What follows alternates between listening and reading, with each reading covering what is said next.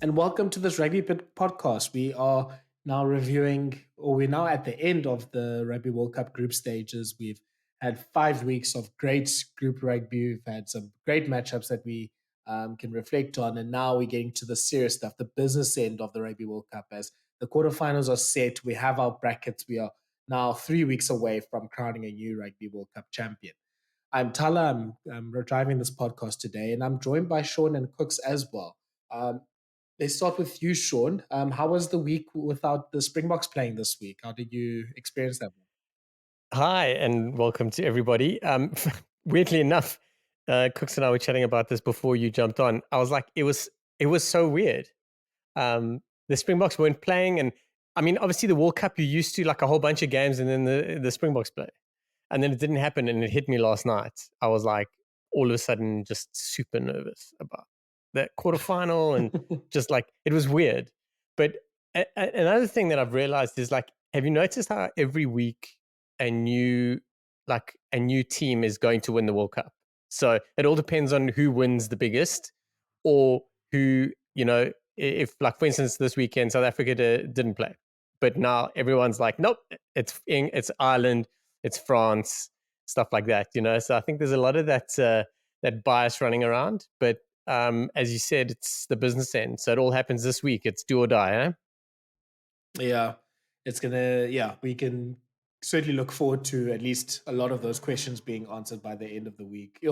I can't, I can't wait, and I'm also not looking forward to hearing all those agendas after that. Cooks, how was the week off for you? Week was good. I went home, see the parents, but probably when the Springboks aren't playing, you gotta listen to other bullshit takes. Sick and tired of people trying to convince me that Ireland's gonna lose to Scotland, and that's all I listened to the whole week. It's like it was the bane of my existence, and people were like, no, but Ireland could go out because in Scotland you never know. I'm like, oh, like all of a sudden Scotland's gonna be Ireland. So that's not how my week was spent. Filtering to that, but then obviously some good rugby in the weekend, and it was weird having. I'm excited with having the box off, but I'm excited to go back to our normal bok fight. So I mean, after from dealing with the Irish and Scottish, so excited to deal with the bok fights and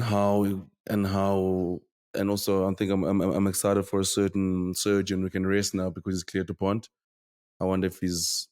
Where was the surgeon when my pimpy was injured? Like that's like why wasn't it made available for my pimpy this week? So I mean, we could have been playing this I don't weekend, think but yeah, good weekend. And yours, Tyler? South African medical aid, I don't think works for that French surgeon. Yeah, I don't know. Dupont's plan must be fantastic. It was send my pimpy to that surgeon and then to Fiji to recover. Like, it's simple, really. Go to the Holo's doctor in Fiji after the operation from DuPont. Yeah, 100%. Then you're back. At least Exactly. if you win the weekend, potentially back for the semi. Like, No, I don't know. Yeah, it seemed I'm happy for that surgeon's sake that now he's not going to be asked every day if Dupont is fine. He's done his job, and now it's up to the French rugby team and Dupont to see what happens. Sure. But like, I reckon that I think all the hard work comes now for him.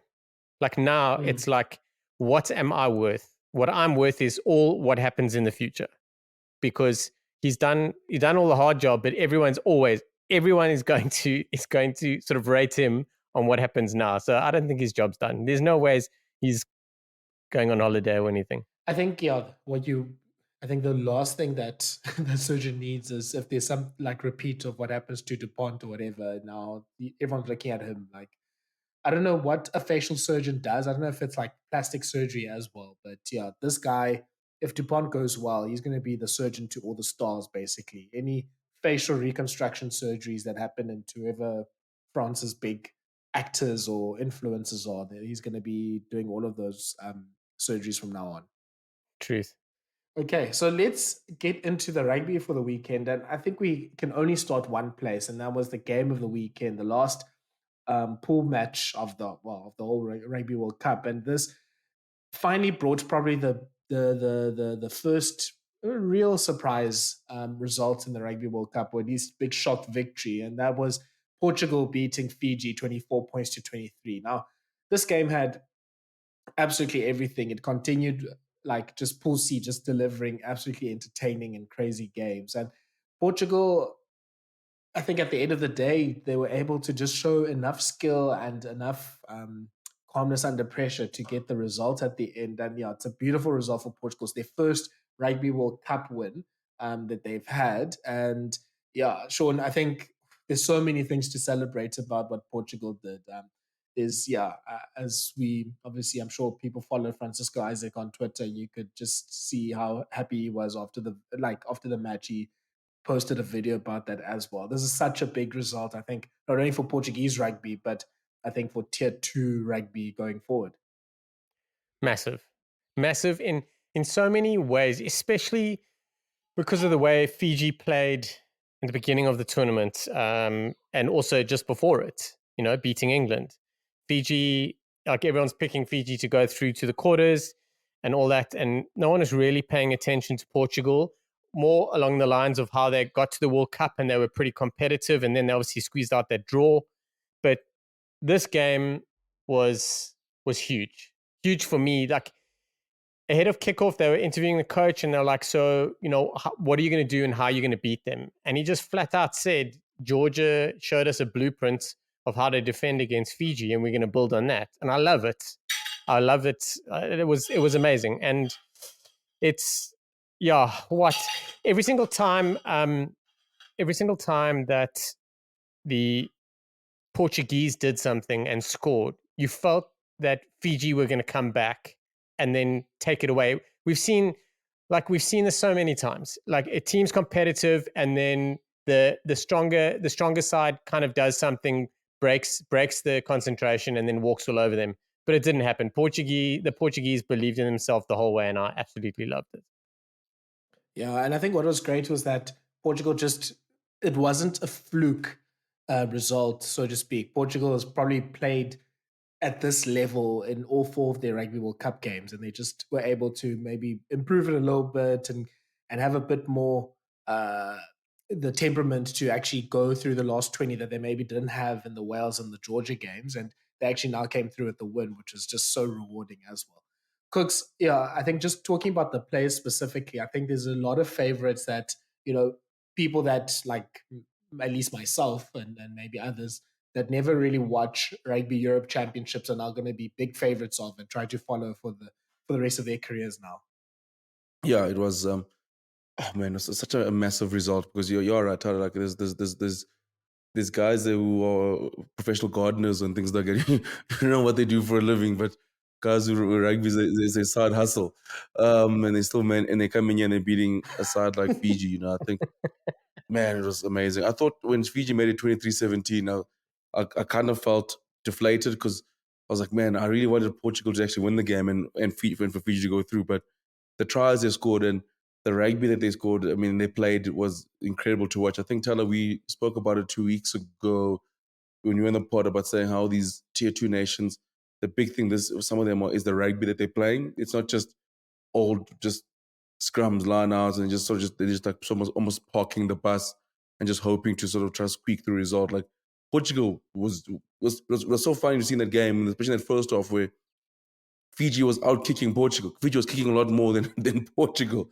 Portugal was just running everything, just kick the ball, and Fiji was sort of playing the more structural rugby. And I think obviously then Portugal opened themselves up, but the way they defended, I think it was absolutely brave when they had to. And just such an incredible result. And it's an incredible game of rugby. I mean, they're going to be heroes there. I know Victor Matfield was saying that he's spoken to you from Counterpart, his son Nicolas Martins. Sharks, I hope you listen to this thing with the Sharks coaches. Please, we need to sign Nicolas Martins. Is it Marquez, the scrum off? I need to see him playing URC week in, week out. I know the Sharks got 34 scrum offs. Let's add him two. I need Jaden Hendricks, Grant Williams, and Marquez as my 3 nines. That's what I need to see. That is what I need to see. But no, it was amazing. And I really hope that a lot of these players that they do get contracts and we do see them week in, week out. And Natalia, you said for tier 2 teams that we do actually get to see it sparks us to see them more because you want to see them more involved. I mean, Portugal has been incredible all World Cup long, and it's an incredible story. And they played their first World Cup in 2007. That's how much they've grown in 12 years, which is amazing. Just 16 years, which is amazing. Yeah, Marquez gives me such Ron Pino vibes. I don't know if it's maybe the bald head or the fact that he kicks a lot and handles all the tactical things. I think for Portugal, but yeah, I you can actually see Marquez being a good Sharks player because he has the Ron Pino template to follow on.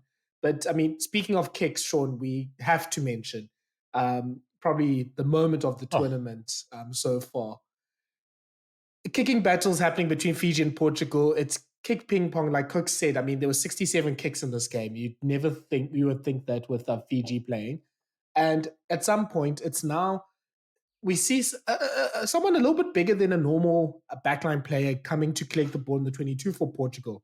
Upsets Mike Tadjer, who collects the ball there in the backfield, and I had to adjust my eyes a few times, being like, why is he or why is he back there?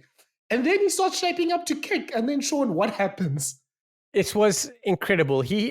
I swear he put in a torpedo, but he didn't, as we would have heard about it. He's put in a 40-meter clearing kick to touch. It I was hear it's incredible. 70. Well, it could be 90 by the end of today, but it was incredible. The thing is, obviously when you're watching rugby on TV, you don't like it. All depends on what the camera's doing.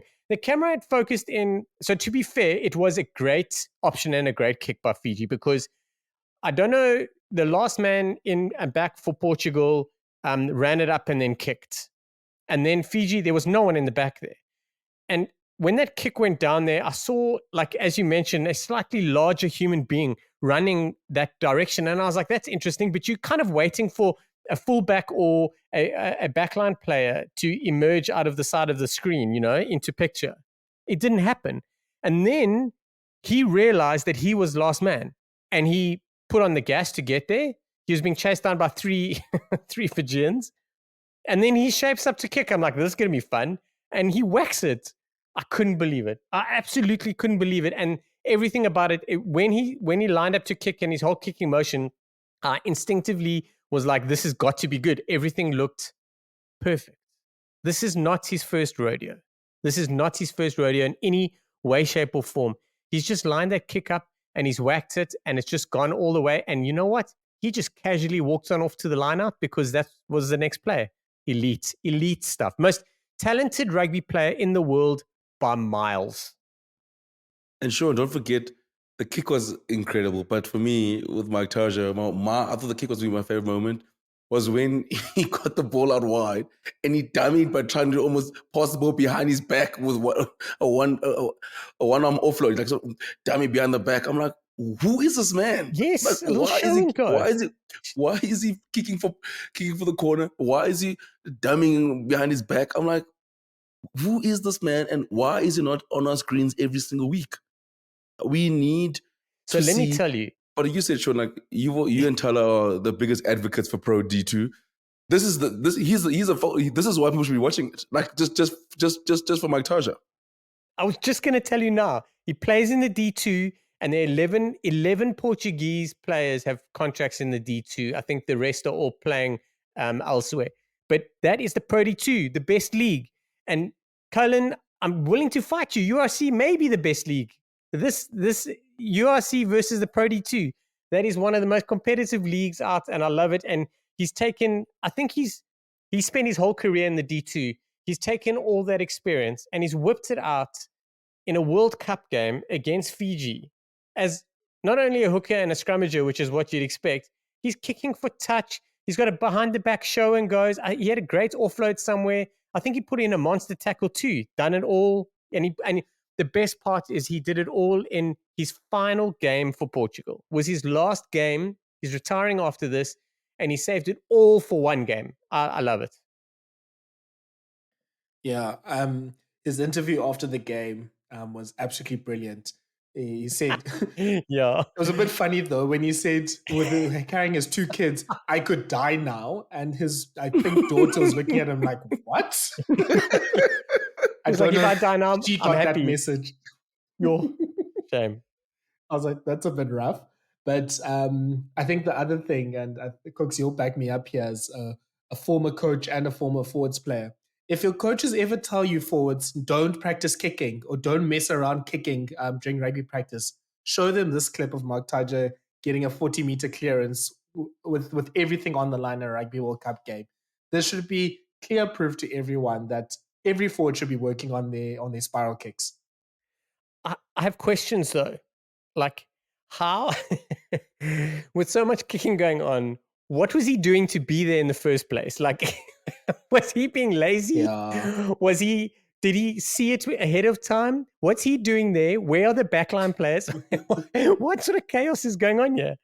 I really want to watch again and just be like, okay, at what point does Tadjer decide either, okay, I'm going to stay back, or like you said, Shaun, did he see that, like, the Portuguese back three or the backline players are all up and he needs to cover that space? And then number three, where were the wings and the fullbacks to help him? Because like you said, Shaun, there was a point where it's just like, okay, is he going to pass to someone? No, there's no one there.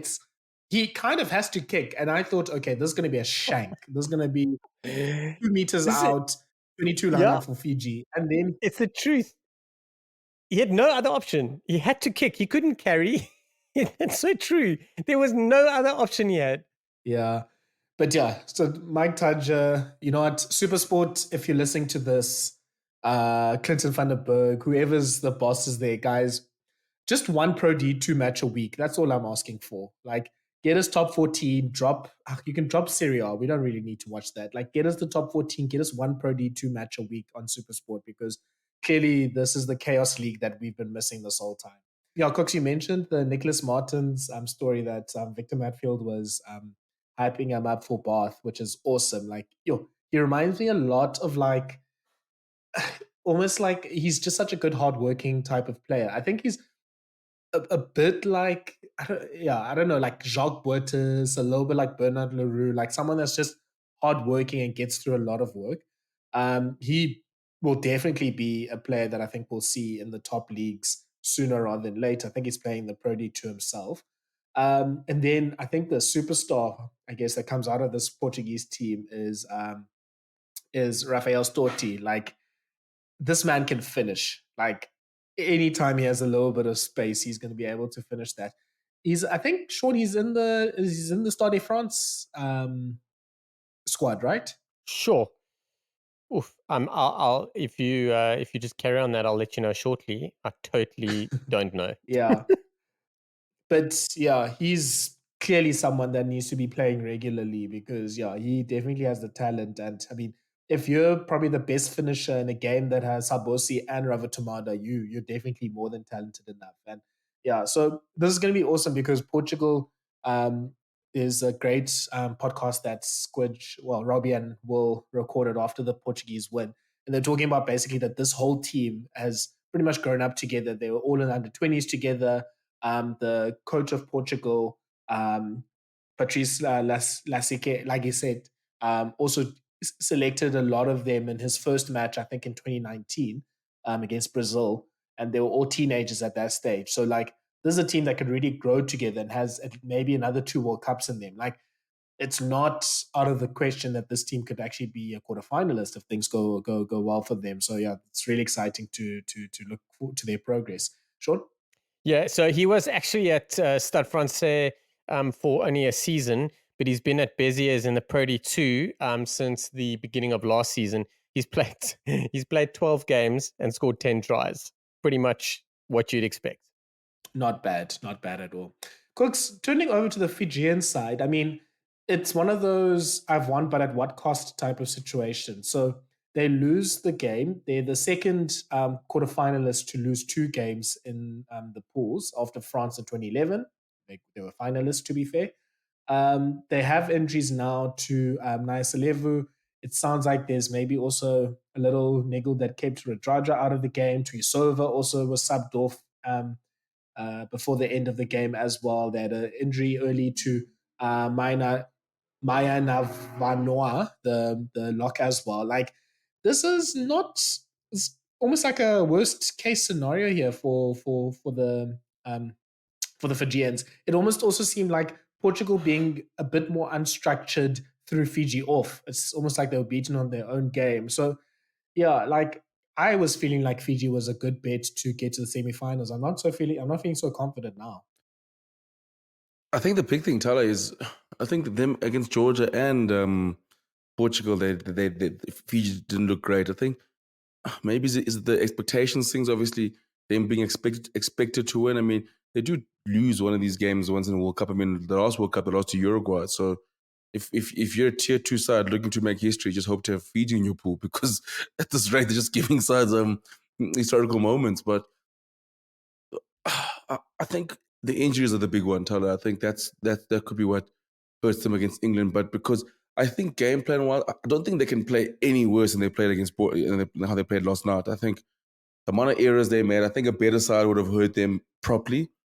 I mean, the knock-ons and missed line-outs, and I thought, geez, Fiji's like they sort of, especially in the first half, where they kept giving Portugal opportunities, and Portugal didn't take them. And you almost sitting there like, man, a better side could have been up by, say, 20 odd points. And I thought maybe Portugal might actually have wasted a chance in the second half, but they actually could grew better and better as the game went on. And you look at the periods where they had a chance to score silly knock-ons by the try line.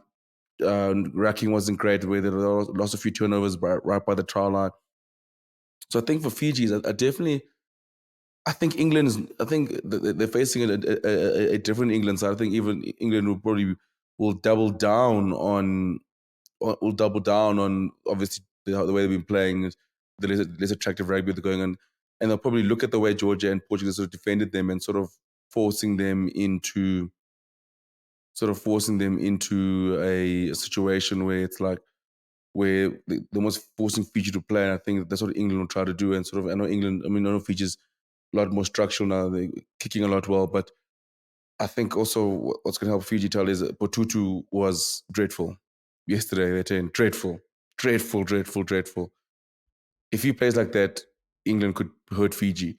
But yeah, I think the last 2 weekends have not been good for Fiji, and I think the biggest thing now is getting guys back involved.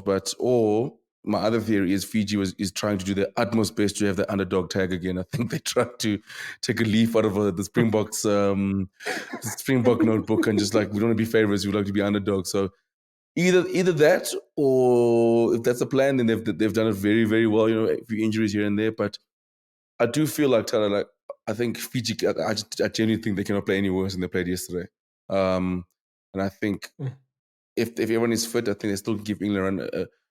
I still think they can beat England, but yeah, hopefully they find a way to find that Fiji who they were that first 2 weeks of the World Cup. Very interesting that you mentioned. I kind of slipped my mind at how many chances Portugal actually did have in that first half. It was crazy. I just kept looking at watching the game and just thinking they really have to start capitalizing soon, because as we know, like, they're probably not going to be able to hold on the full 80. How wrong was I? But it's interesting, like Nike Levu, who is injured, I honestly thought that he stayed on because Fiji were probably in doubt of losing that game and not making the quarters. Just the way of how he went down and everything, and them strapping him up, I have a funny feeling that he basically, I think that he just pushed himself, because that was like, you've got to be in it to make the quarterfinals. We won't even be here next week.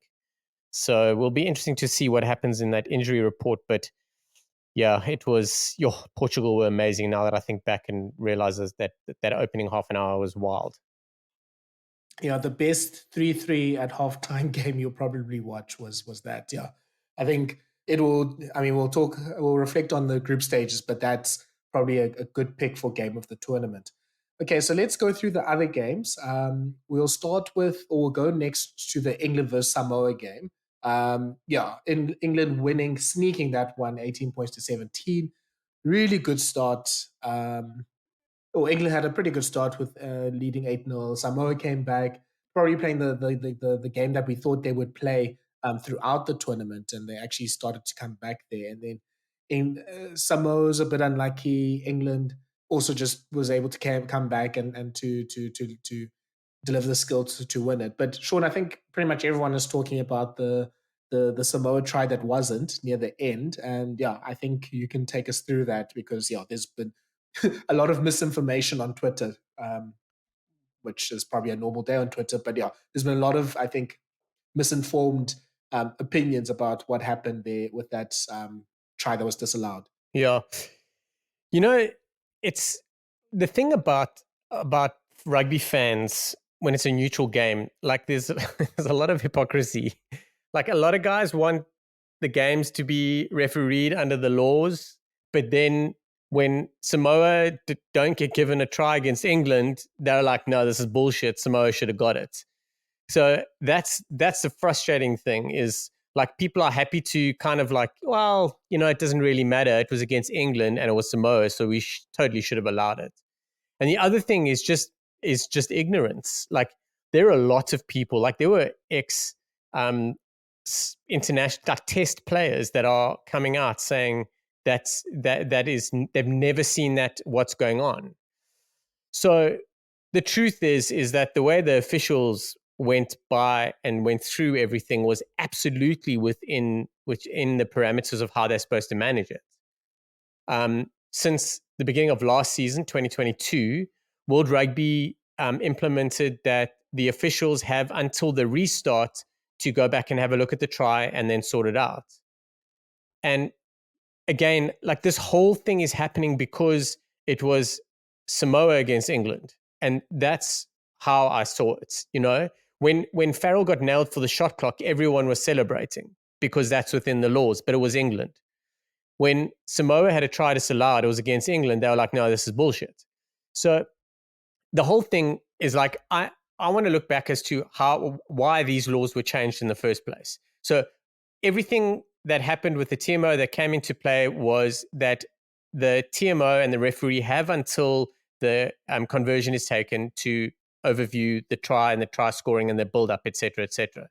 But then every single fan has been screwed over by someone taking a quick like drop goal to convert or a quick conversion to try and stop the officials looking back.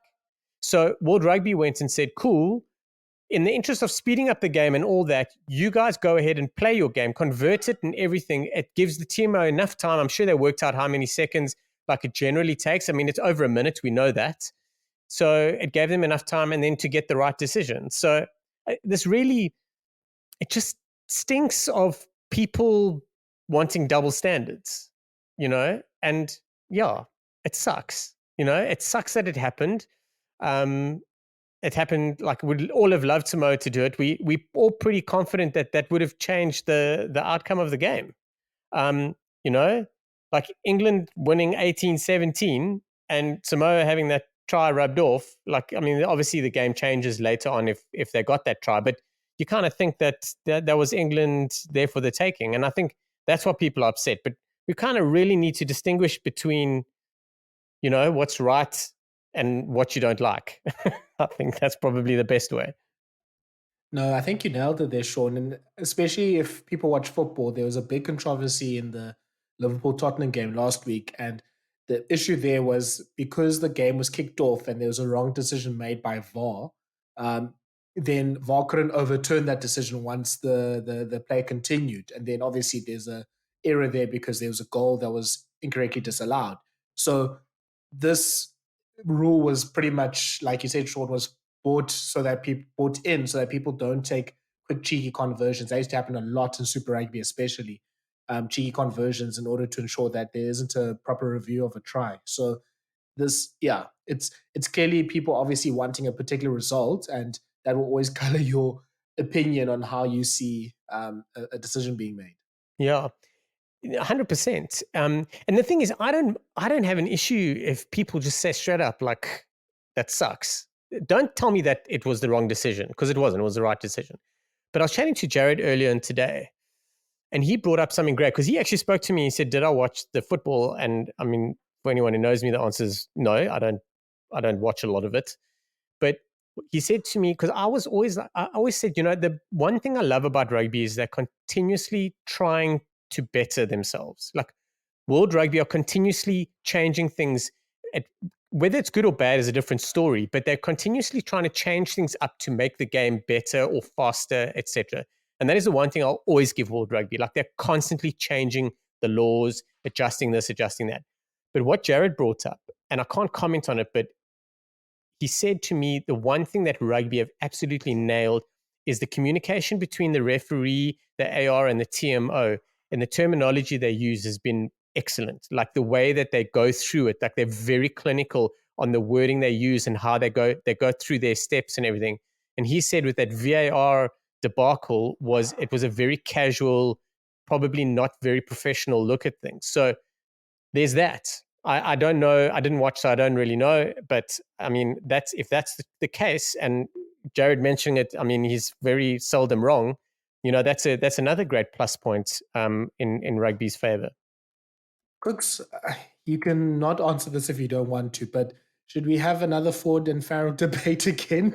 Because people are losing their brains about that, obviously, once again. Before that, Thala, it's time for me to gloat a little bit.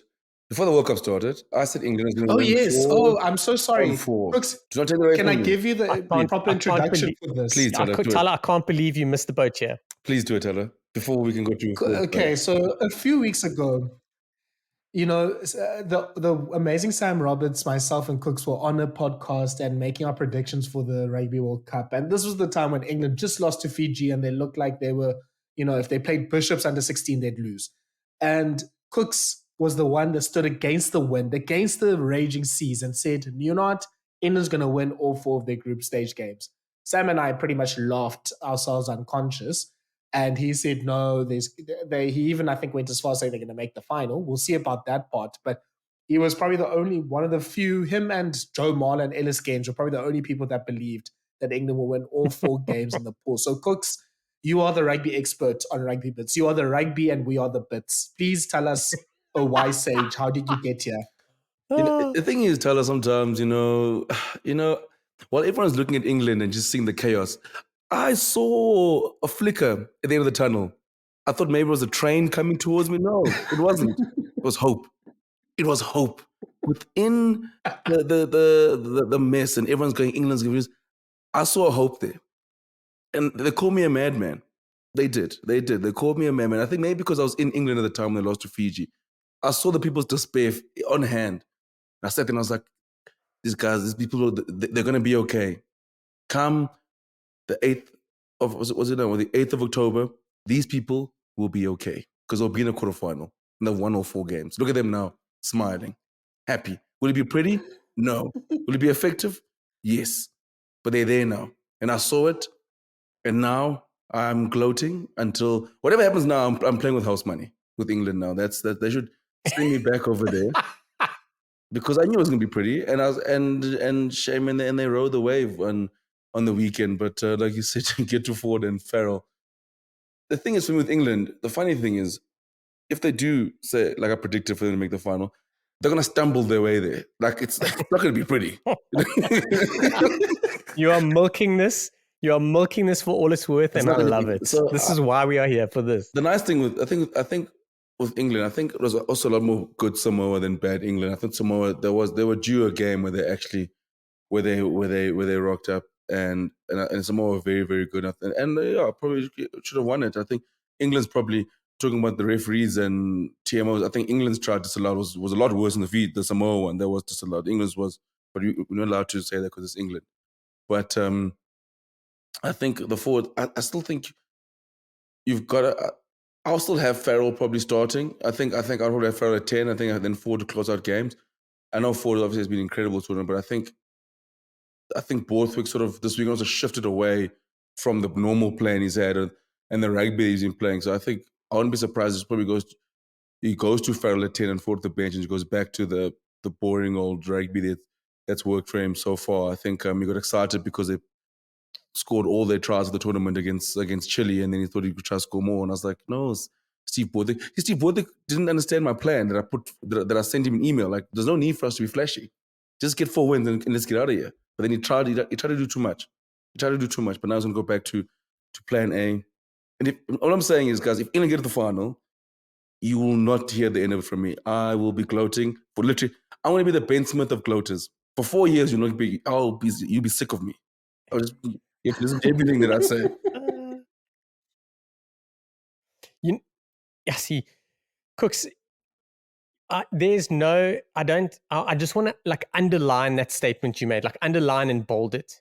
It is 100% Farrell starts at 10 or Ford starts at 10. There's no both of them being on the pitch.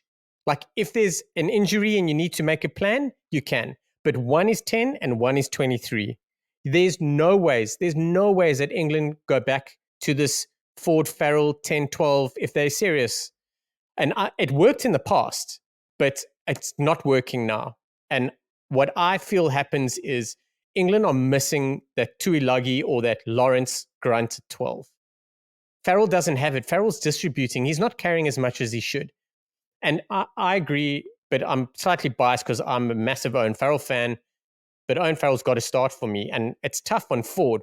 But Farrell, his passes and the way he plays and everything is incredible. But it's really hard to differentiate between the two at the moment because Ford is really much in form. The other thing that I want to pick a fight about is that double movement was definitely a double movement for me. Funny thing, when Jared and I were chatting earlier, he agreed with you. He was like, that was definitely a try. But there's one little bit of, and it's a technicality, and it's really, really small. But there's one little bit that happened with that try. Excuse me. He propels himself forward with his knee. It might have been an inch, but he uses his knees before he places, and that's second movement. Like that has been clear cut for Yonks. You use your knees to propel yourself forward. It's a second movement. That's not placing in one motion, but it was very, very, very small. And I think if you watched it in full time, in full speed, it probably would change your opinion. But he clearly goes onto his knees for me. I think you're right. I mean, it's a very technical thing. I think it's one of those things where you've seen a lot of those tries given, and like you said, it's if you're gonna, there are reasons you can see why you said it, but I think it's for me like the Samoan one was a clear, was knock on. Like, there's nothing to debate. Just obviously people just obviously we're just saying when it happened and small things with the law, but yeah, I think. But to double down on you, Shaun, like I think England going forward, I think even Samoa, will be kicking themselves because I think Samoa, they had a great chance to make a quarterfinal because they were a Boffelli performance away from beating Argentina, and they should have beaten Argentina because Argentina basically decided the World Cup started yesterday on Sunday yesterday against Japan. That's when the World Cup started. So basically Argentina tried their very best. Yeah, I think it has. I think eventually it started for them, but I think Samoa had opportunities and chances to win the game. You look at the loss against Japan as well. I thought so. They did have opportunities and they did rock up. And I think for England, I think people also sometimes we just because say Samoa had a good game, we kind of underestimate their position. For example, I think with England, sometimes teams do have bad days, and you just gotta rather get that performance out the way right now, win, and then get yourself ready for a quarterfinal. It does put you in good stead. Like, for example, you look at the box against Tonga. We weren't great, but we did what we needed to do, get the bonus point.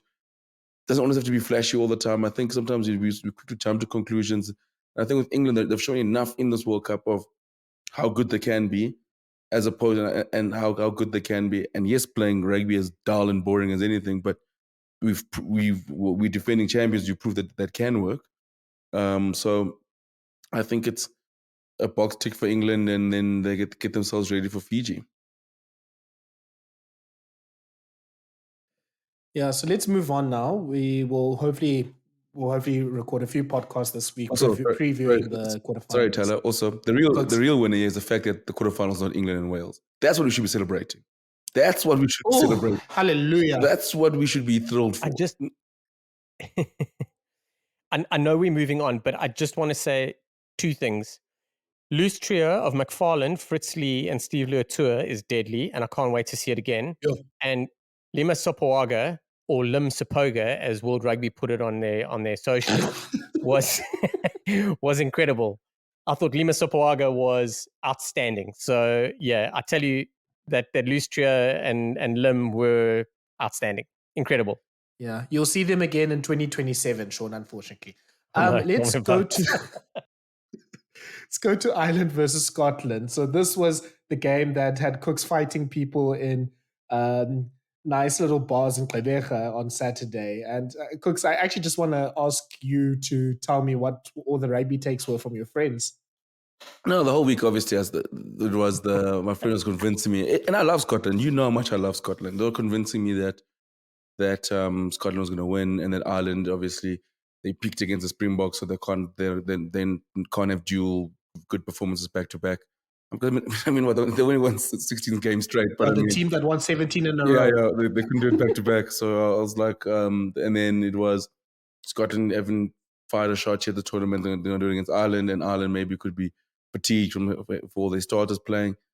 I mean, Ireland is only coming off a bye, but I mean, so that's all the takes I had to listen to, and it just drove me insane. Because for me, all those permutations going out, and I've got 1,000 rugby groups of mates are sending me before the game. People were walking me through like, if Scotland wins by 8 points, I'm like, guys, I don't want to look at this shit because Scotland's not going to win today. I don't care what the permutations are. So like, can we just get ready?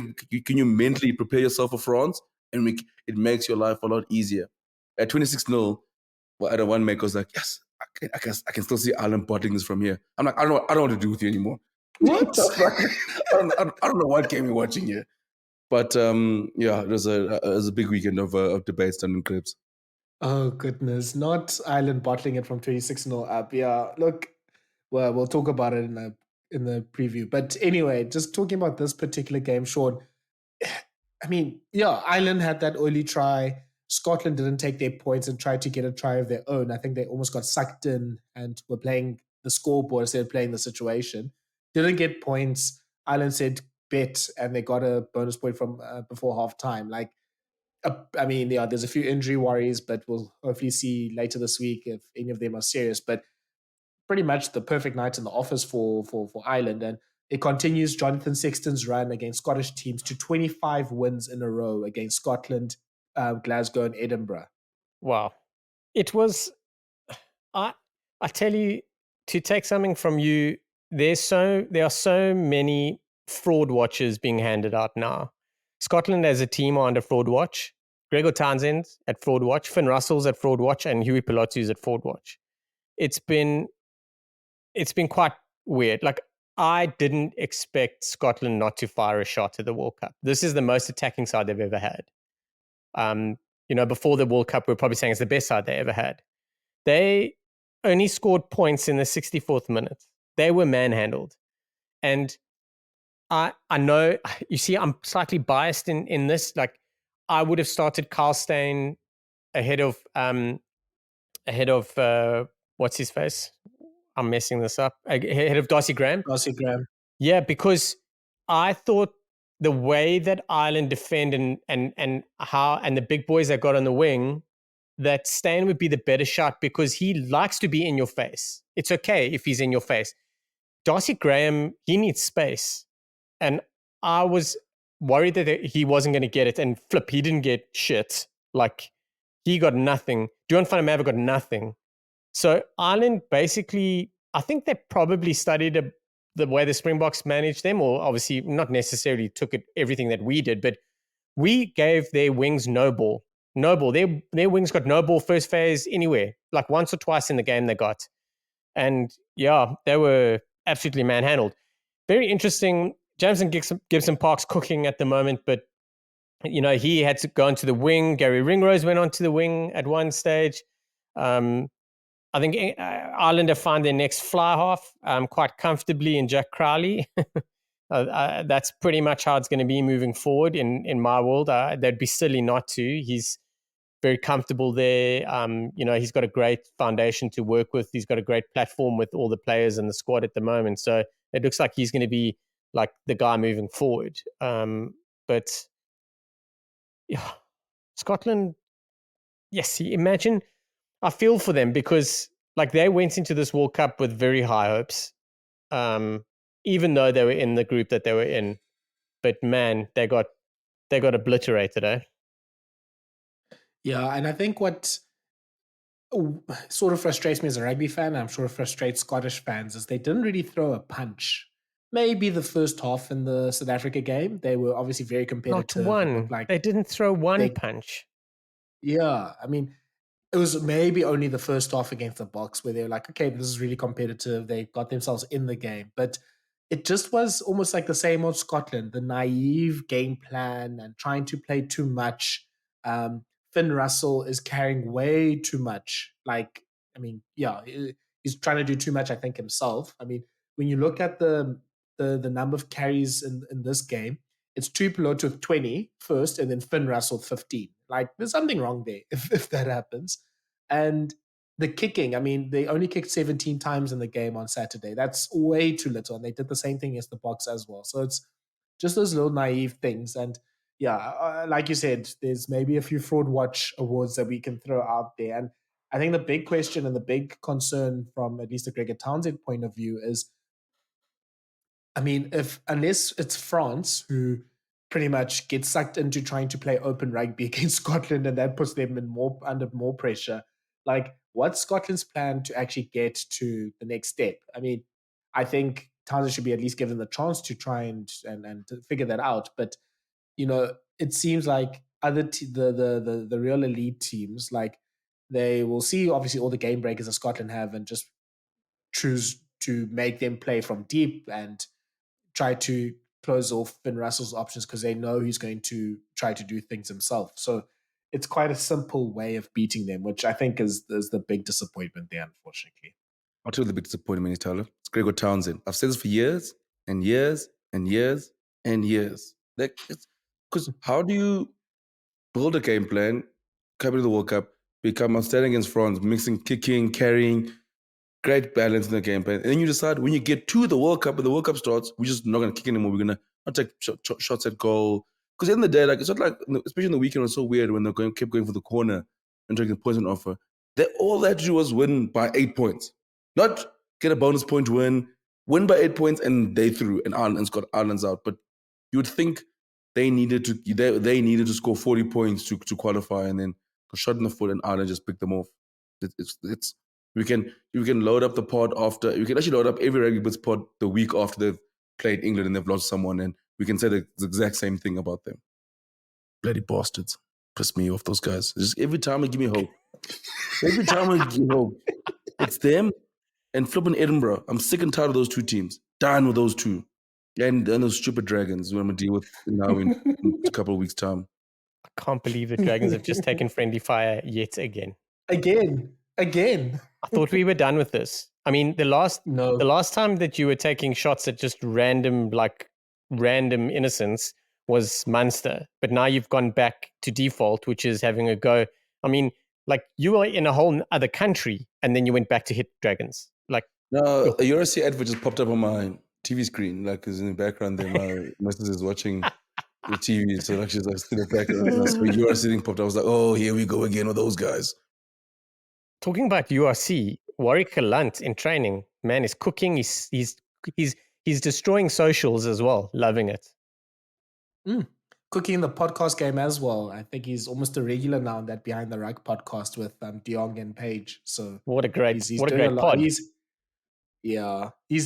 That's a fantastic pod. You should definitely listen to it. But yeah, Geland, you can see this guy's preparing for a big season. Yeah, we all know Geland has lined up all of his imaginary haters. Is going to try to disprove each and every one of them. Yeah, look, Ireland. I mean, we'll talk about it more during the week, but just such a strong defensive team as well. I think that gets underrated in obviously how good they are on attack and the shapes and patterns that they can throw. But if you're going to beat Ireland, I think you have to be near perfect, because I don't think there's not the Ireland of old that's going to, I hope they don't disprove me by Saturday, but I don't think Ireland's going to lose a game.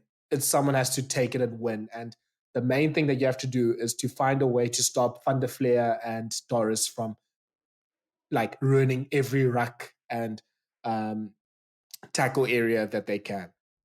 I just want to say, Thala, to people, I know we've got our tweets and our dirt trackers, and a lot of people obviously waiting for Ireland to fall apart because of the World Cup. Guys, Ireland's a very good rugby team. Like, somehow people need to start believing this. Like, I don't know what more they need to do to prove. Like, they might get to the final and be like, you know what, guys, there's something about Ireland I don't trust. I think this is the time. I'm like, I don't understand. Like, Ireland is a very very good rugby side. And the way they won on Saturday compared to the way they won against the Springboks is two different styles. There's not many teams, that's many teams that can do that, that can win in two different ways. And I think it just shows that they're not just as a one-track team and they play the same way. Like under Joe Schmidt, for example, they're just big on possession and just came around the corner. And then when you stop that, they have no other ways of winning. Where these guys, they have different ways of winning. And I do agree with Andy Farrell. He says that they actually haven't been at the absolute best yet. They can get better. And I agree with him with that because they haven't put together that all out and out perfect performance yet. Against the Boks, they went down to the gutter. Lionel wasn't functioning. Ragsby got doubled, played well.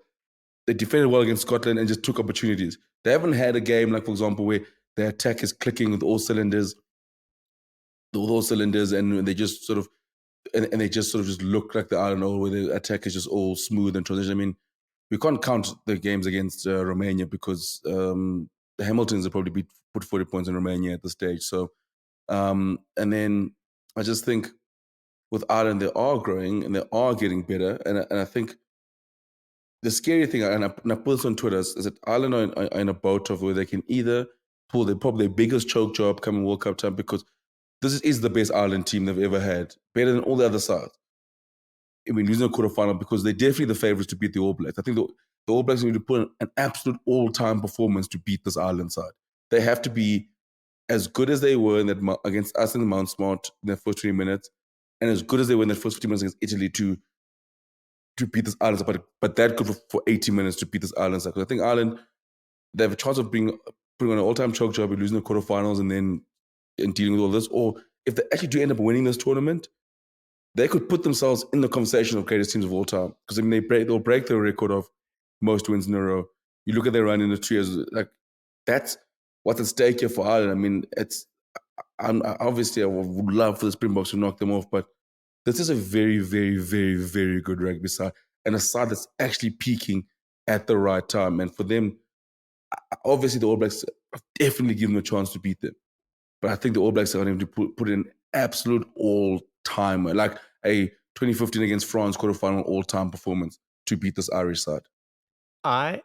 If the All Blacks do what you say they're going to do to beat Ireland, I think is the worst thing that could happen to anyone else wanting the World Cup this year. The last thing we need is the All Blacks to get a big win and get their belief back. I would rather we face Ireland in the final, knowing that we can beat them and they haven't been beaten yet and haven't really shown, like, maybe used to beat their weaknesses. Where a New Zealand side to do what you say they're going to do would be, I would be shit scared of them. Yeah, I'm sure we're going to delve into all of these talking points during the course of the week. So next one is Japan versus Argentina. Actually made a mistake, should have been the second one we talked about because this was also an entertaining game of the weekend. And it was a great ding-dong battle between the two sides. It was effectively an elimination game with both teams level on points, and it was whoever won the game would go through.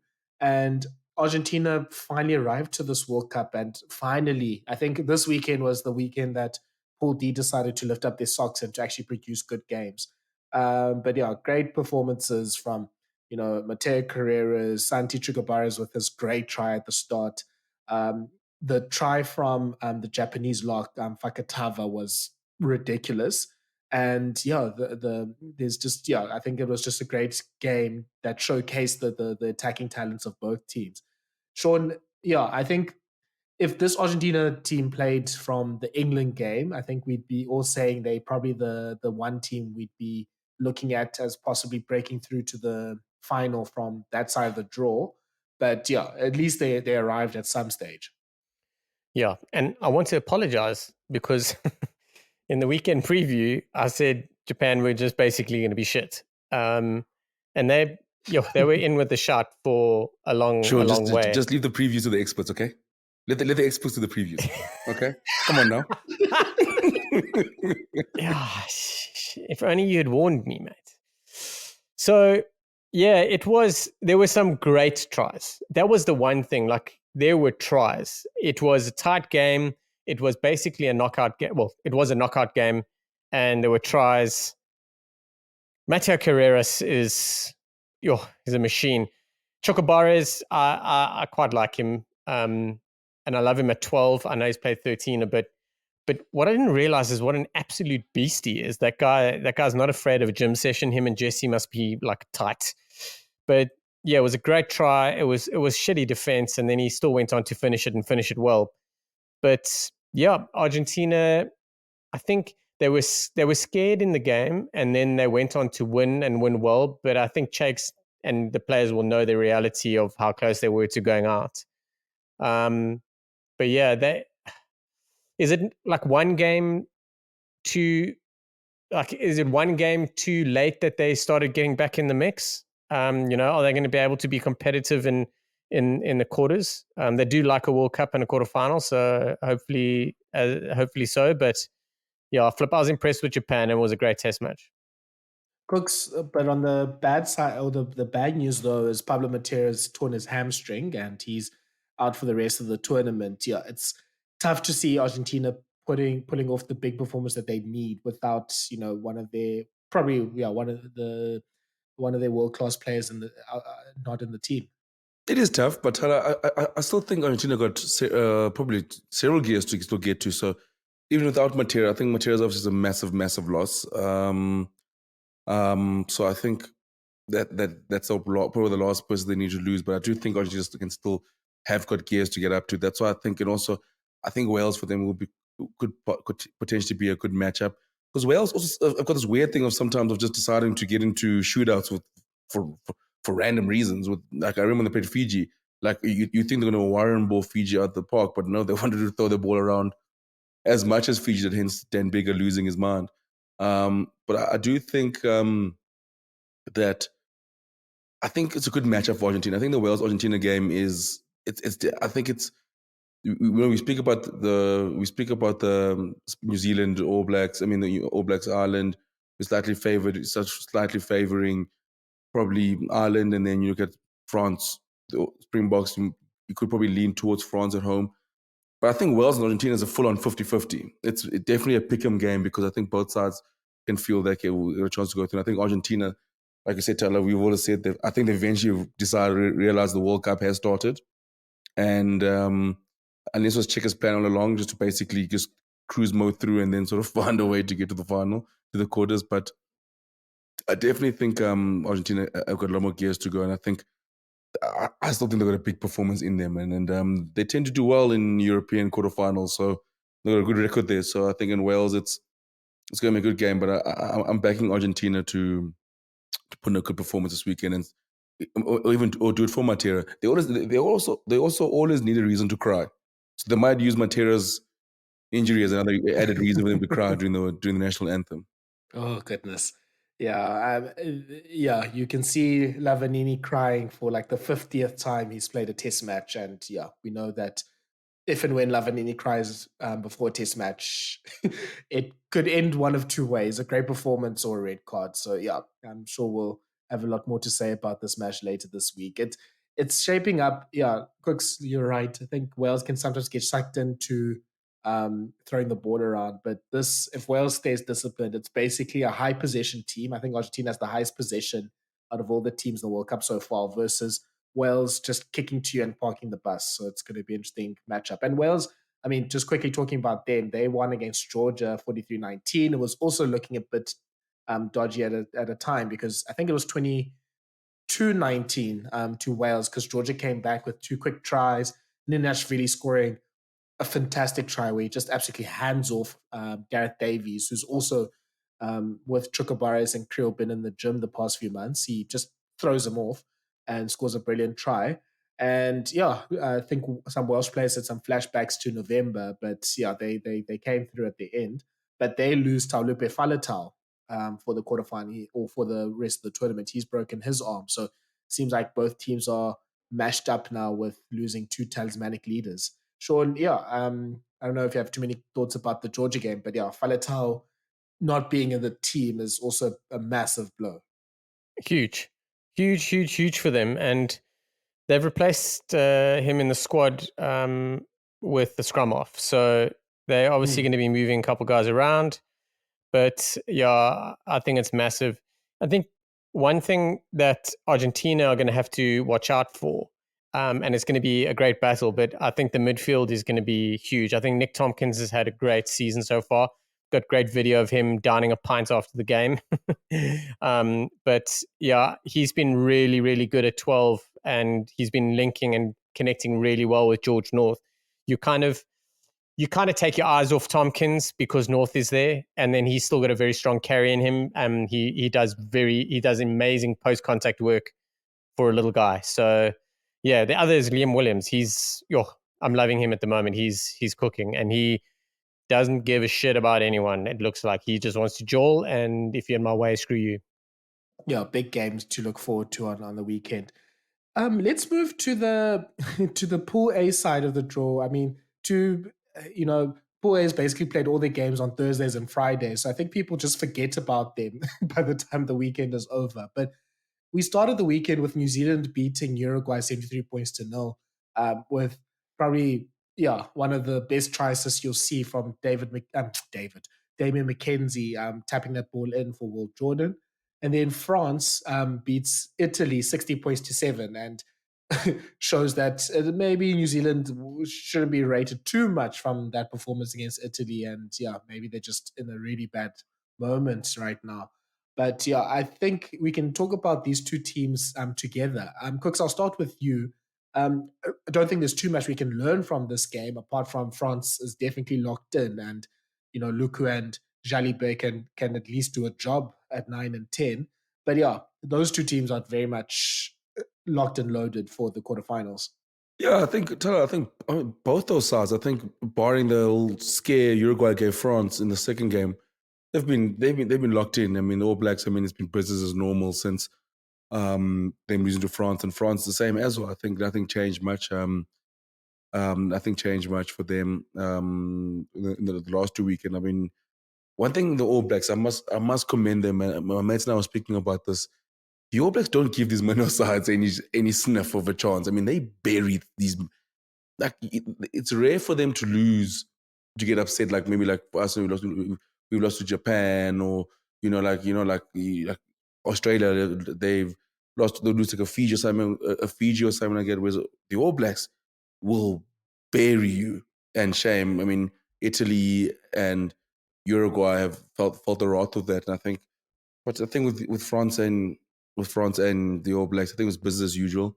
So yeah, I think it's going to be exciting to see them play in a weekend, because obviously Pool A has been Thursday and Friday, which is the only time you should actually have tests on a Thursday, is during a World Cup, not during a rugby championship when people are only expecting to watch international rugby that weekend.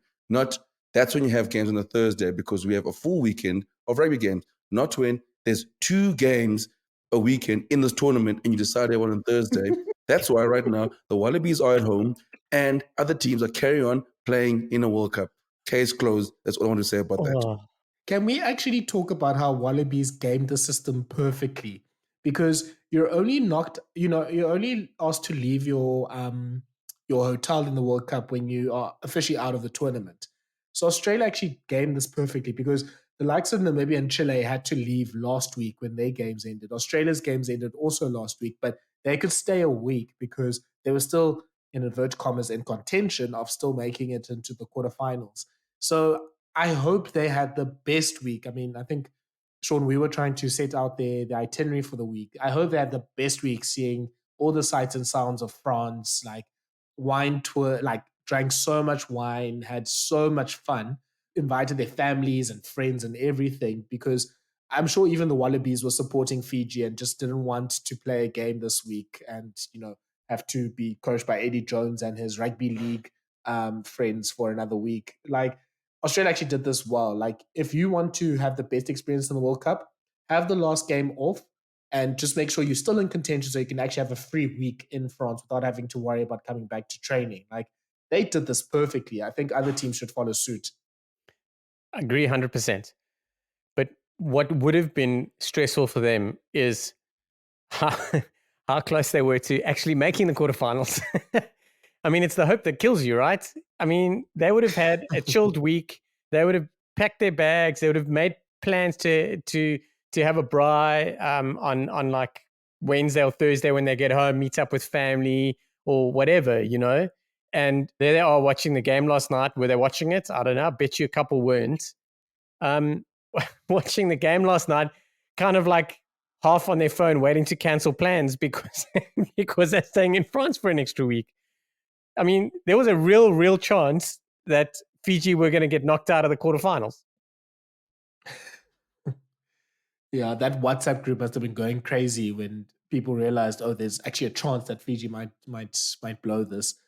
Yeah, Kooks has definitely put that curse out from the start of that Thursday match to Australia. Shaun, yeah, I think especially with France, like we'll obviously talk a lot about them during the course of the week because they're facing the Springboks on Sunday. But I think what impressed me the most about France in that performance was, they knew Italy would try to, come back and obviously give a lot more effort than they did the last week. And they knew also that they didn't have the best match against Italy in the Six Nations earlier this year, but they were so almost businesslike in just putting them away. Like, they sort of saw what trying of like all the talk about Italy and maybe Italy could sneak through and whatever, and they just said no, that's not happening. And I think the likes of Aldrit and Olivon and Jalibe had a good game. Peno, guys, we need to talk about Peno. He's on an attacking tear right now. I think there's an argument that he's probably a front runner for player of the tournament so far. Like, he's been fantastic. But yeah, I was just so impressed by how businesslike France was in putting Italy away. Yeah, both France and New Zealand, it's very much been like stepping stones after the opening game because they knew they weren't really, in inverted commas, going to be tested. Obviously, Italy wanted to test them, but they've really gone and decimated the opposition. France it was what you said. It was just business as usual. They were like, we have a plan today and we will execute it. There's a lot of guys there that are also we've forced their way into the starting lineup. Bill Barry is one of them. Looks like he's the starting wing now. I don't see Villiers starting ahead of him right now, but I mean, either one starts, it's dangerous. But yeah, I expected France and the All Blacks to really like put the hammer down just to be competitive for the quarterfinals because there was that discussion of them coming in undercooked. And I think both of them really expected Italy to put up more of a fight. For me, Italy, like Scotland, had their best World Cup side in years. And they also didn't fire a shot. They wanted more. They must be absolutely gutted, man. Absolutely gutted. Like, I feel more for the Italians than I do for the Scots in a strange way because we really, the backline they've got, the players they've got, we really expected a little bit more. And I think they did too. Credit to France and to the All Blacks for when they saw that Italy weren't at the races, that they didn't get sucked into the bullshit. They just really just stuck it to them, Yeah, that's very true. And then finally, Shaun, Tonga beats Romania 45 points to 24. It's good to also see Romania actually, perform a little bit, but Tonga has played well. Man of the match, George Moala played well. And yeah, I think, Shaun, you have some feelings about only seeing George Moala for one game in this World Cup. Well, his suspension was bullshit. I thought it was too long. But flip, man, he cooked. Tonga have a midfield. They have midfield options of Peter Aki, George Moala, and Malachi Fekitoa. Like, let's just think about that for a second. And I've been watching George Moala when he's been playing in France recently, and I've been absolutely loving it. He switches between 12 and 13 a lot. Malachi Fekitoa did it quite a lot. He did it actually for Munster just recently. And Peter Aki's also played at 13 a little bit, but they are, I don't know how much longer they have in international rugby, and I don't know how many games Tonga have in the future, but they are they're out of this world. And George Moala, I'm just so glad that he got a World Cup game. I'm so glad that he was included in the squad. I mean, let's be honest, like that's amazing. Like, for them to keep him in the squad, knowing that he's only going to be able to play one game. And I think that's awesome. It's an amazing gesture from like the coaches and the players and just everyone just having him there. He must have been chomping at the bit, and for him to come out and play that way, I think it's perfect. Big fan, and yeah, they are. He's a great player, but other players, Big Ben Tameafuna. I mean, he went on a little bit of a charge. He's had an amazing tournament. William Havili has, for someone who's probably, I think he's predominantly a fullback. I must be honest, I haven't watched a lot, but I've heard that he's predominantly a fullback. He's played really well. And then obviously Celeste Piazza, the artist formerly known as Charles, has been dominating too. He's been world class. This backline is just heat. So yeah, I just hope we get to see more of them. Yeah. Also, Patrick Pellegrini. I mean, he plays for, I think, Coventry in the championship, and that try that he scored against the Springboks was that individual chip and chase for himself was fantastic. So he's hopefully got himself also into the world stage. Tonga's also the team that scored the most points against South Africa and Ireland in this World Cup so far, not Scotland, or the opposite teams as well, which is a very interesting stat. Yeah, just oh man, I'm just bummed. Like, I'm bummed that we're not going to see more of them. And the same as Fiji, the same as Samoa. Like, we just want to watch the guys play more. Portugal, everyone, like, these guys are here at top stage. They've all put their hand up. Even Namibia put their hand up. Like, and that's the thing. And everyone's talking about it, but how are we going to make more of it? Also, it not related to this game, but hats off to Rugby Europe, which is essentially the governing body of the Tier 2 Six Nations. This morning, they pushed out a tweet saying, "What would you like to change in World Rugby?" I thought it was brilliant, excuse me, well-timed, especially after Portugal's win. Like, what these guys, all these Tier 2 sides are basically going to be shut out until when? 2030? Like, we have to see more of them. Yeah, for sure. Yeah, I think that's definitely a big talking point from this World Cup. Okay, so I think that is all the games from this week. We're going to, I think now in this part of the podcast program, spend some time on just reflecting on the group stages, some best and worst moments, best and worst teams, and all that sort of nice stuff. Kooks, let's start on the positives. I think let's start with game of the tournament. I mean, the Fiji Portugal one will be, I think, high in many people's lists. But yeah, what other games stood out for you? I think obviously, Fiji, Portugal, Georgia.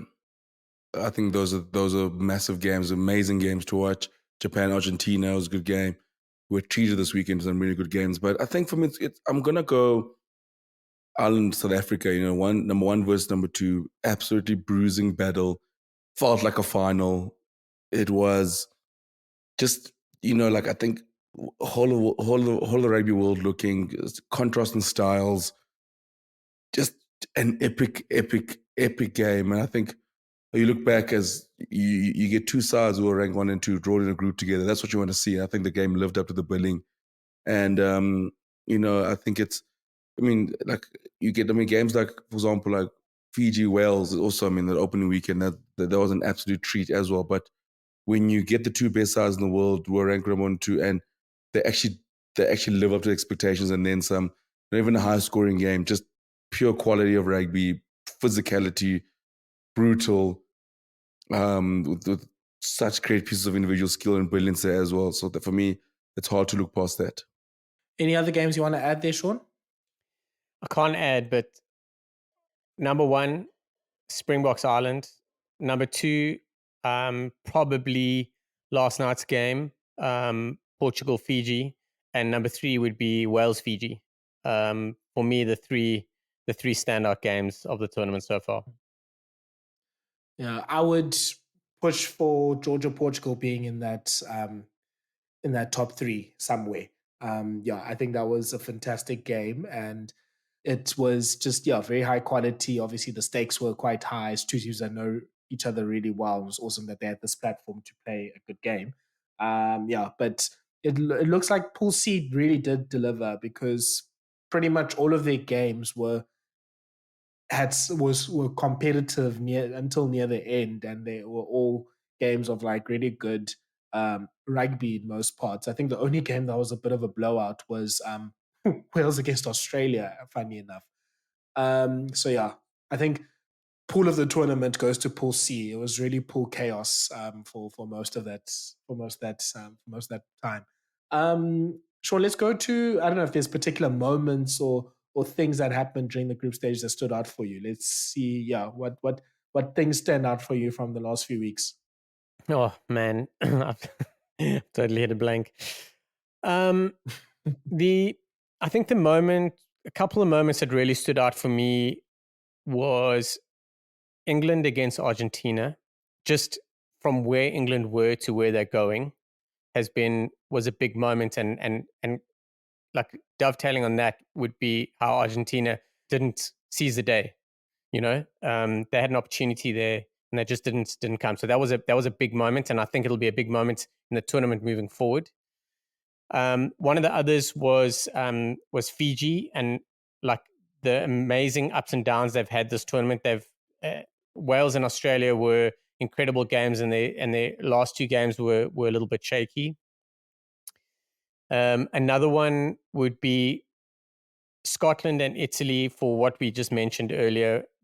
They just didn't take a shot, and it's gonna burn players. It's gonna burn them. It's gonna burn them and give them sleepless nights, because we literally all expected way more from them, and I'd hate to know what they expected and how they're feeling about it.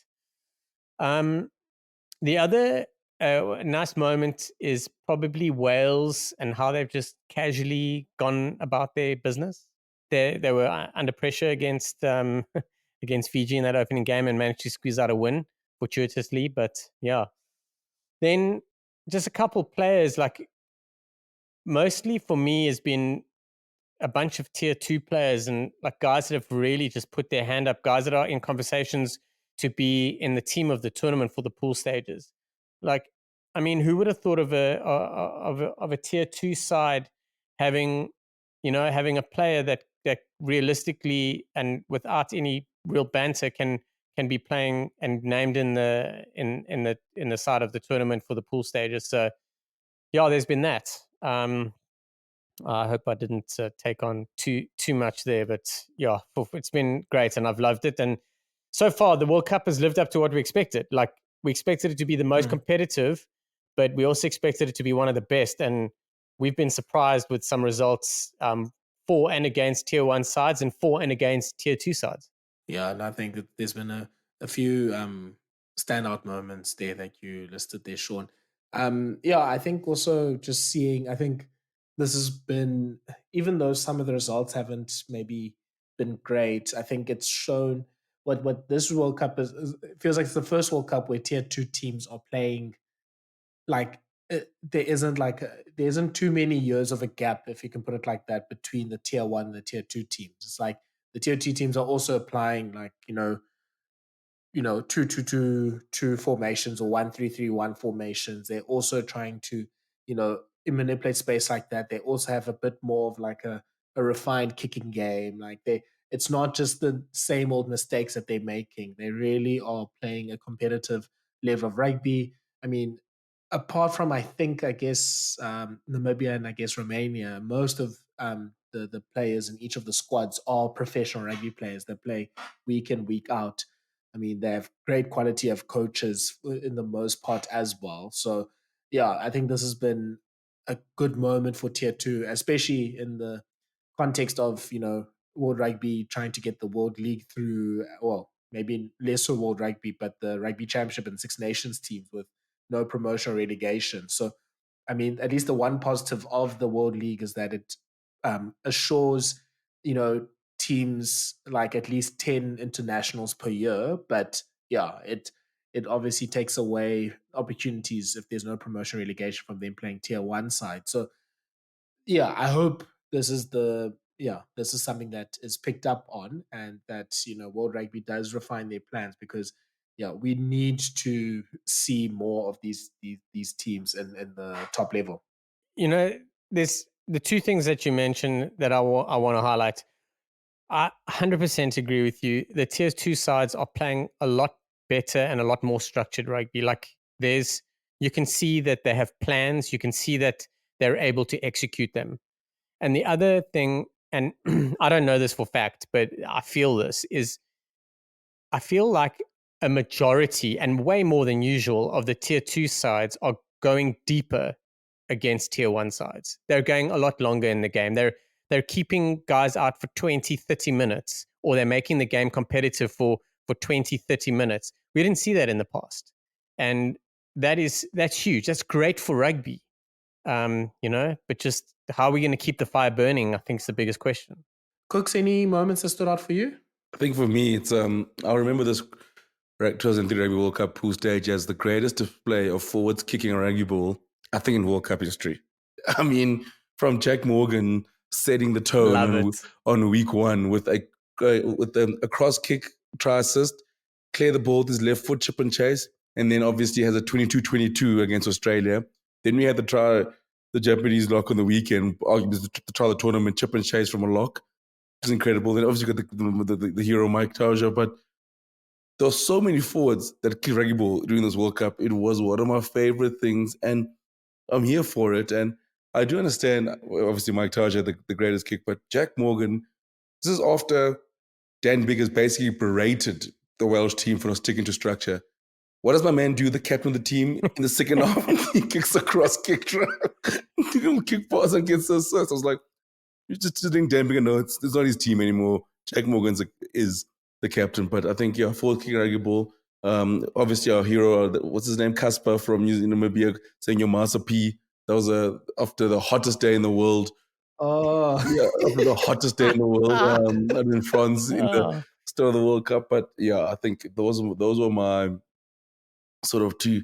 And besides, obviously, all the rugby stuff. I think, but those were my standout moments. Guys, can I tell you a very quick story about Casper? What's it? Casper Viviers, I think. So we were watching. I was actually at that game, the Italy Namibia game. It was awesome. It was such a great vibe. Like lots of. I think what's cool is also seeing all the African fans of rugby all come to this game because obviously it was one of the more affordable ones. So it's fans from obviously South Africa, Namibia, Botswana, Kenya, all there, which is cool. Zimbabwe as well. So we were on the side that the Namibian players were warming up. And, obviously I was with a group of friends, our wives as well. The guys obviously watch rugby, the wives, maybe not so much.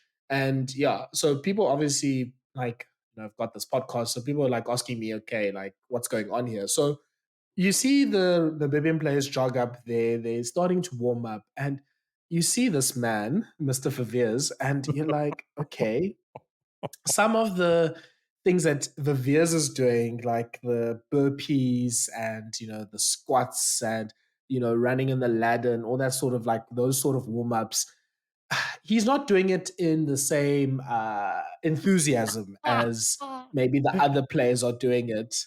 And there was a few comments, from the people who were watching with my friends, and it was like, why is he is he a professional rugby player? What's going on here? Is he okay? Because he doesn't look like he's even surviving this warm up. Never mind what he's going to do on the field as well. So we already had a taste of what Casper could do in the warm up, and we're a bit worried that he was going to come onto the field.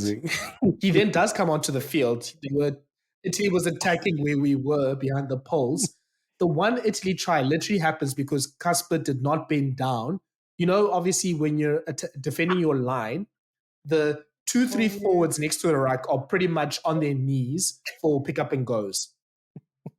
Casper is straight up. He is straight up. He doesn't want to. He's not even trying to bend his waist. Never mind his knee. And the Italy guy basically just scores near his feet, and he just basically just throws his hands up. And I'm like, dude, this was your fault. I don't know who else you're trying to blame here. And then, yeah, the moment where he dropped the P wanted to fold. He called the fold early. Was he calling the fold? You know what, Kooks, you're probably right. You're probably right. He's like, sorry, I've got nothing to do. He's better defending on wide. That's what he says. That's my channel. So put me on wide. Do you know what the thing is, Thala?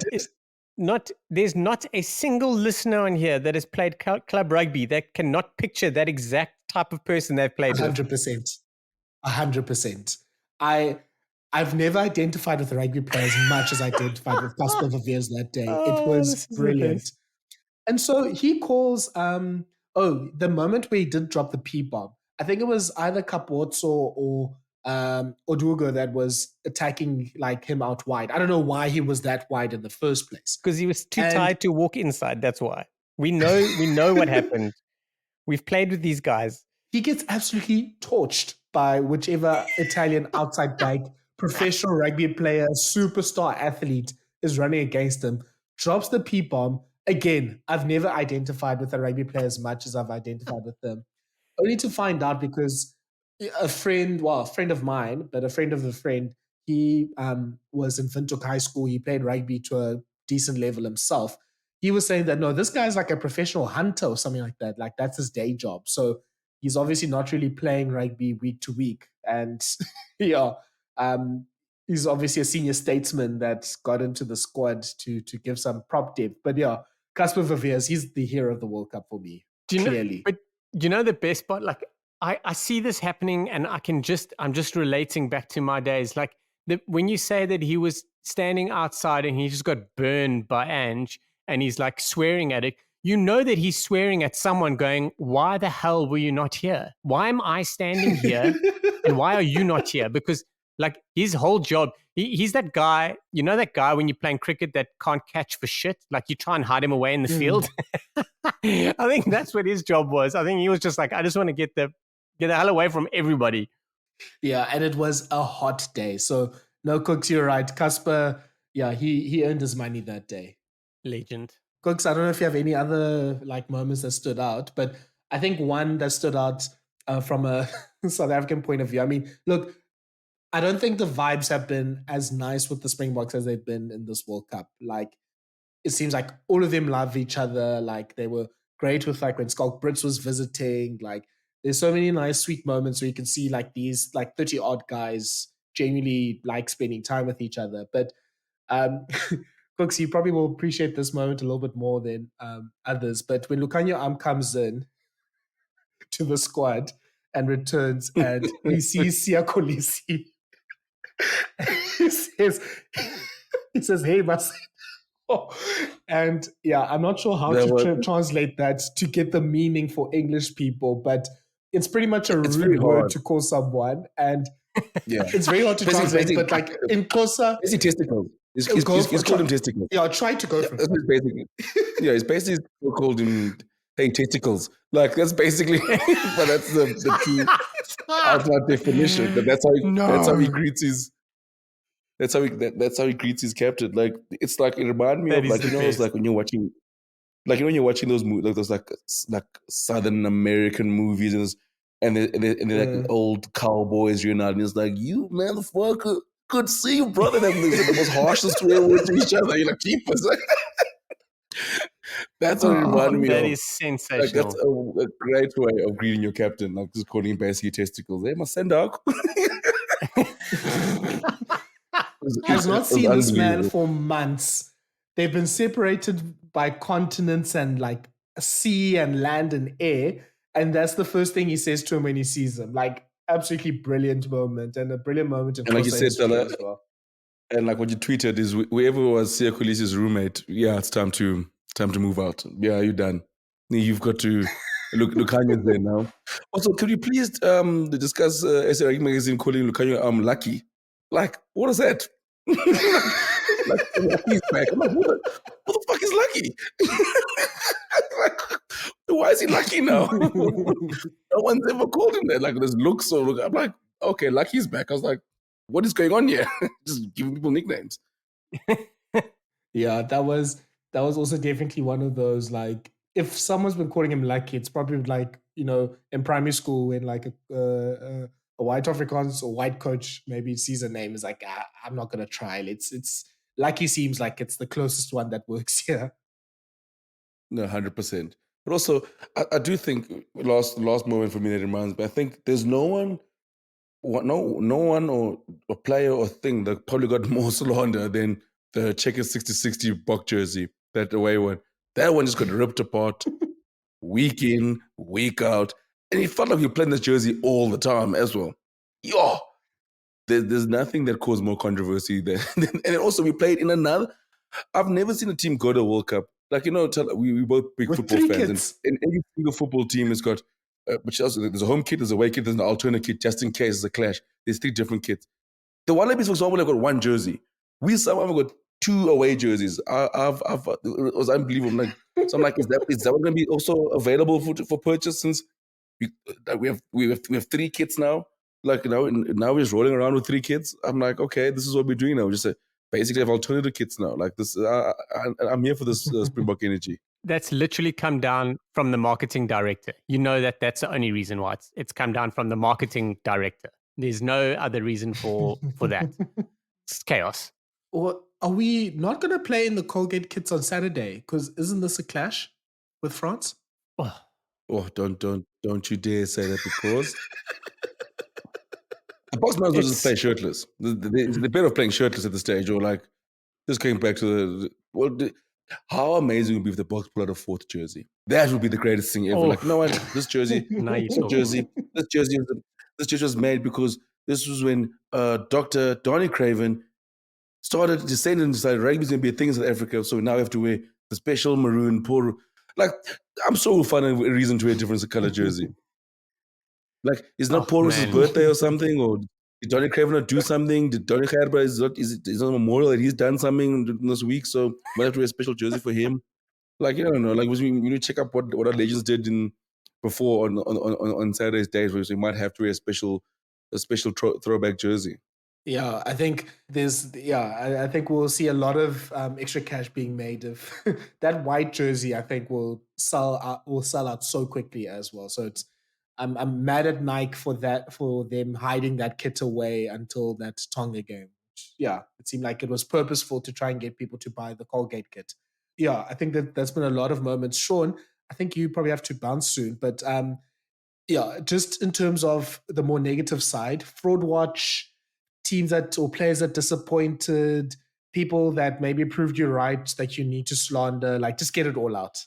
I hit fraud watch earlier. Yeah, a lot of a lot of guys just didn't really put their hand up, but probably the biggest fraud watch for Scotland would have to be maybe, I'd say, Gregor Townsend and maybe Huey Pilatu, because the wingers being put on fraud watch and the fly off is a little bit tough when the game plan maybe, or when they've been absolutely blown out the water. Yeah, I don't know. Like, Eddie Jones is on fraud watch. There's probably no doubt about it. He's it burns me, because I'm a massive fan. He's definitely on fraud watch. I honestly, I don't see him being able to move, like get out of this contract and move somewhere else and sort of regain his credibility. Like, to fix the shit that he's created, he has to stay with Australia and fix it. Like, win a Lions tour and like maybe go and win the World Cup next time around. Like, he's gone and said that he's very unhappy with the results, but very happy with what they've accomplished as a team. Awesome. The only way you're going to fix that is by, in the next 4 years, winning yourself a Bledisloe Cup, winning yourself a Lions Tour, and winning yourself a World Cup. Like, that's it. Fraud watch and anything else that... Gee, Shaun, a Bledisloe Cup. You do know Ian Foster's done with the All Blacks after this, right? Like, since you're saying Scott Robinson's coming in. Yeah. Scott Robinson, there's a fail. New Zealand have banned him from going to watch them play. What? You're joking with me? That is unbelievable. Oh man, it's chaos. There's been a lot of shit good, but yeah, off the top of my head, I think Scotland probably the biggest disappointment, and my Alan Gobisi 10-12 combo. Oh, shame.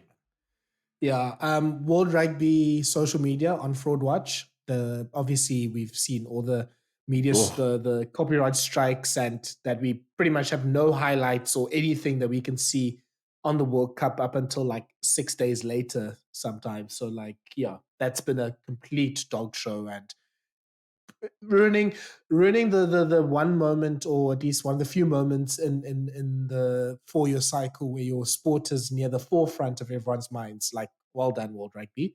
Bill Beaumont getting booed by the French crowd was so hilarious, actually. Like, I didn't even know he even had like ops in France as well. Yeah, so I'm not sure. I don't think he'll get any re-elections anytime soon. Yeah, Kooks, any other fraud watchers you want to add to this?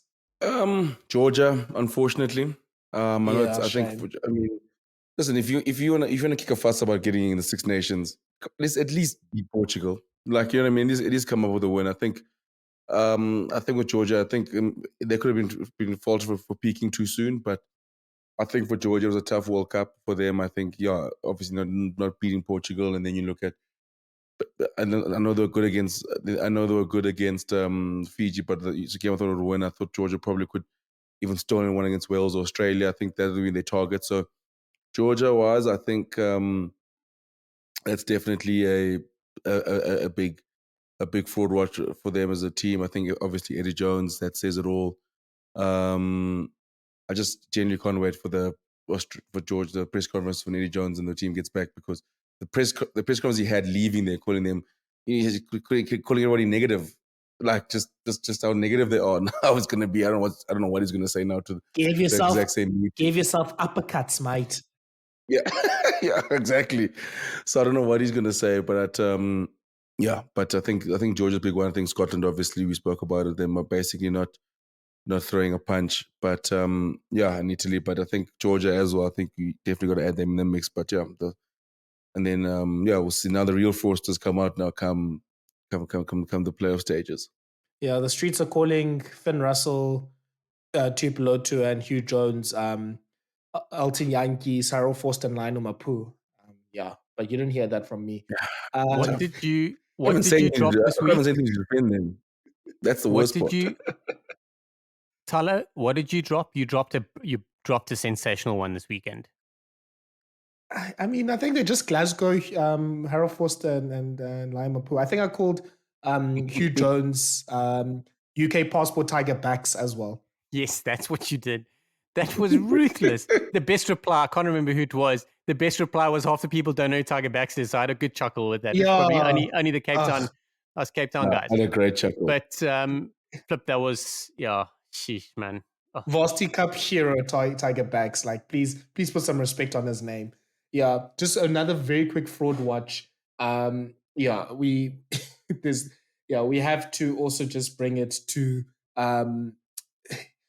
let's call it mind games or whatever the case is. Like, yeah, we'll need to talk about our director of rugby. Like, we can't all be laughing and saying mind games and everything, because he's not really batting high with the mind games right now, because he's supposed to put mind games when he said Ireland have the pressure because they haven't gone through a quarterfinal and Ireland beat them, and then with the Ireland Scotland following thing. Like, what if Rassie that's how he gets his updates? Like, has anyone thought that might be the case? That's the reason why he follows 2 or 3 accounts at a time. He's like, okay, I'm interested in this team or this game.